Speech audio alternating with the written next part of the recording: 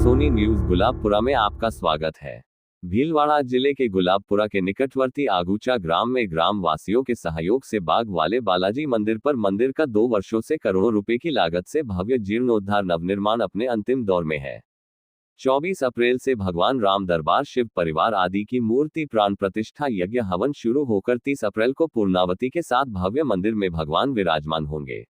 800 वर्ष पुरानी अति प्राचीन राम भक्त हनुमान जी की प्रतिमा अपने मूल स्वरूप में ही विराजित है। मंदिर निर्माण के दौरान विशेष ध्यान रखकर सुरक्षा के साथ मंदिर का निर्माण किया गया। 24 अप्रैल को विशाल शोभायात्रा के साथ विविध धार्मिक कार्यों का शुभारंभ होगा। तैयारियां जोर जोर से चल रही है। 7 दिवसीय 9 कुंडीय हरिहर यज्ञ की तैयारी पूरी कर ली गई है। यज्ञ के आचार्य धर्म नारायण जोशी सांपला निवासी की देखरेख में यज्ञशाला का निर्माण अंतिम चरण में है। विधि विधान से यज्ञशाला का निर्माण किया जा रहा है। यज्ञ के आचार्य जोशी ने बताया कि 24 अप्रैल से यज्ञ शुरू होकर 30 अप्रैल को पूर्णाहुति होगी। यज्ञ हवन सामग्री में अलग अलग पृथक रूप से औषधियों की आहुतियां दी जाएगी। यज्ञ में आचार्य, उपाचार्य, ब्रह्मादृष्टा 13 विद्वान पंडितों द्वारा यज्ञ के कुंड पर यज्ञशाला में भगवान देवी देवताओं का आवाहन कर यज्ञ में ग्राम देश प्रदेश व संपूर्ण विश्व कल्याण के लिए मंगल कामना की जाएगी। देखिए समाचार किसने क्या कहा। अगर आप हमारे चैनल पर पहली बार नए हैं तो चैनल को सब्सक्राइब करें, खबर को लाइक करें, शेयर करें और देश दुनिया में कहीं पर भी देखिए क्षेत्र के समाचार। जय हिंद, वंदे मातरम। देख रहे हैं यहाँ पर जो यज्ञशाला का जो निर्माण किया जा रहा है, यहाँ पर देख रहे हैं यहाँ पर जो 7 दिन तक यहाँ पर जो है यज्ञ हवन का कार्यक्रम चलेगा। उसकी वेदियों की जो तैयारी और यहाँ पर जो कुंड बनाए जा रहे हैं उसके जो है हम यहाँ पर देख रहे हैं। इसी के बारे में हम जानते हैं। बताइए सर, शास्त्री जी बताइए इस यज्ञ हवन के बारे में बताइए सर, ये कितने कुंडी यज्ञ यहाँ पर होने को जा रहा है? यज्ञोपि तस्य जनताए कल्पते। यज्ञ वैसे जनता के कल्याण के लिए होता है। और यहाँ आगूचा निवासियों ने बड़ा हर्ष की बात है कि 9 कुंडात्मक हरिहर महायज्ञ का भव्य आयोजन रखा है। इसमें 9 कुंडों का अलग अलग महत्व है। सूर्य कुंड बनाया गया है, पद्म कुंड बनाया गया है, त्रिकोण कुंड बनाया गया है, अर्धचंद्र, अष्टास्त्र, इस प्रकार से 9 कुंडों का भव्य आयोजन किया गया। और इसमें प्रधान कुंड बनाया गया है, उनका अलग अलग नाप होता है, नाम होता है। इसमें 16 स्तंभ लग करके मंडप का भव्य निर्माण करवाया गया। उन 16 स्तंभों में भी जैसे नरसिंह भगवान में भगवान थे, वैसे 16 स्तंभों में भी अलग अलग भगवान का स्वरूप विद्यमान है। उन सभी का यहाँ मंडप पूजन, कुंड पूजन और इसमें आहुति का महत्व है। इसलिए मंडप का भी पूजन किया जाएगा। और मंडप एक बड़ा भव्य वास्तु के अनुसार बनाया गया है। इसका क्या है, निर्माण करने के लिए शास्त्र के प्रति नियम के अनुसार, शास्त्र में जो दिया गया वेद की स्तुतियों के अनुसार इसमें निर्माण करवाया जा रहा है। कितनी परिधि का क्या प्रमाण है, हर प्रकार को प्रमाण को लेकर के ये माध्यम वेद शास्त्र के अनुसार, काशी खंड के अनुसार महायज्ञ का ये निर्माण मंडप का करवाया जा रहा है। सर ये बताइए 7 दिन तक जो यज्ञ होगा कितने जोड़ों की या आहुतियां जो है भगवान को देने का आप लोगों का लक्ष्य रखा गया है? इस महायज्ञ में लगभग 3,60,000 आहुति हमारे को लगानी है। और इसमें प्रतिदिन लगभग एक कुंड पे 5 से 7 जोड़े इसमें आहुति लगाएंगे, यानी 60-65 जोड़े प्रतिदिन इस महायज्ञ में आहुति के लिए बैठेंगे। ये बताइए सर, लोग कहते हैं, हमने हमारे शास्त्रों में भी पढ़ा है, शास्त्रों में भी देखा है, यज्ञ का जो पुण्य प्रताप जो फल होता है वो हमारे जो है इसके अंदर बताया गया, धर्म के अंदर बताया, बहुत बड़ा इसका यज्ञ लाभ मिलता है। और वैसे कहते हैं कि बैसाख का महीना अपने आप में ही जो है अबूझ सावे भी होते हैं, अबूझ इसमें जो कार्यक्रम का जो ऐसे आयोजन होते हैं उसका लाभ मिलता है। सर ये बताइए आप ग्रामीणों को इस आयोजन को लेकर क्या कहना चाहेंगे? इसमें क्या है, यज्ञ में गीता में भी भगवान ने बताया है कि अन्नाद भवन्ति भूतानि परजन्याद अन्न संभव, यज्ञाद भवति परजन्यो यज्ञ कर्म समुद्भव।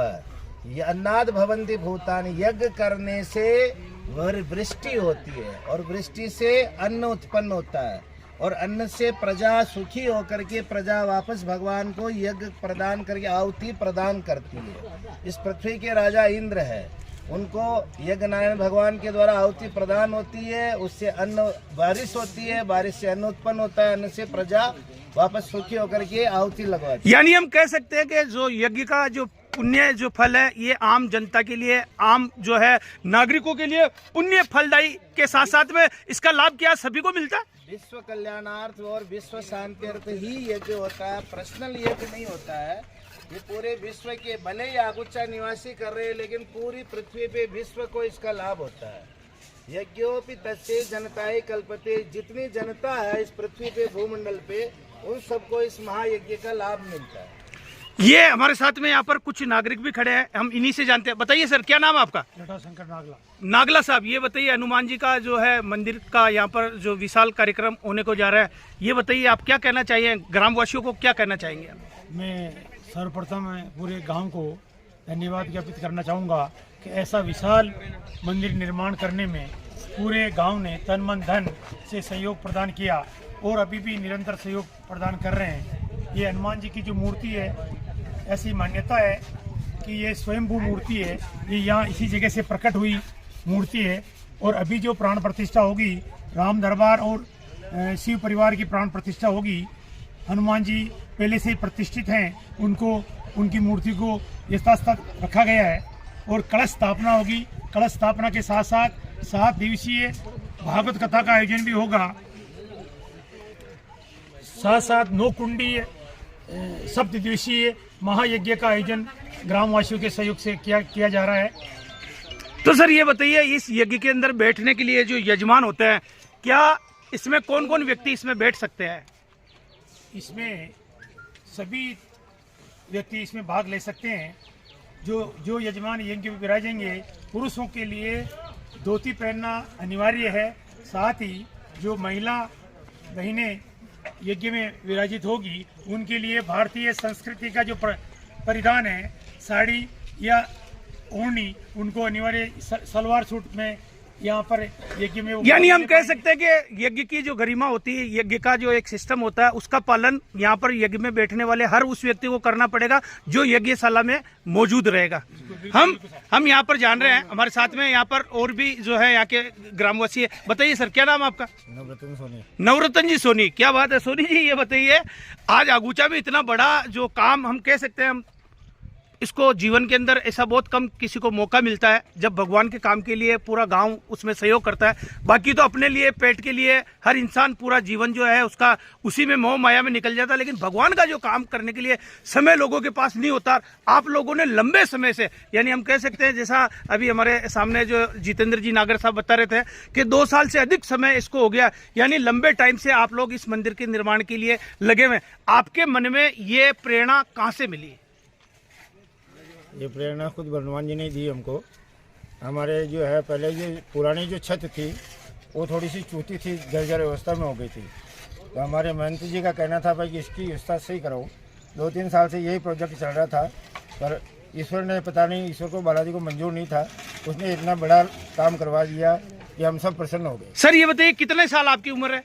मैं 60 ईयर। 60 साल, यानी हम कह सकते हैं सर 60 साल के तो आप लग नहीं रहे हो, अभी तो जवान युवा लग रहे हो। ये बताइए सर, कितने वर्षों से आप इस मंदिर के अंदर बालाजी के यहाँ पर जो है दर्शन लाभ करने के लिए आ रहे हैं? लगभग 40 सालों से। 40 साल से आप भगवान बालाजी के। उससे पहले आपके परिवार में ऐसे कोई व्यक्ति है जिन्होंने भी यहाँ बालाजी का जो है दर्शन लाभ किया हो? शुरू से पिताजी, अंकल सब इसी के। यानी हम कह सकते हैं कि आगूचा का जो प्रसिद्ध यहाँ पर जो बालाजी का स्थान है, यहाँ पर पीढ़ी दर पीढ़ी जो व्यक्ति यहाँ पर जो जन्म है, वो हनुमान जी के यहाँ पर करीब करीब जो है छोटे से लेकर बड़े बच्चे तक, अभी भी हम देख रहे हैं हमारे साथ में बहुत सारे छोटे छोटे बच्चे भी खड़े हैं, और ये लोग अभी जो है यज्ञ का जो आयोजन हो रहा है उसको पूरा देख रहे हैं, पूरा उसका आनंद ले रहे हैं।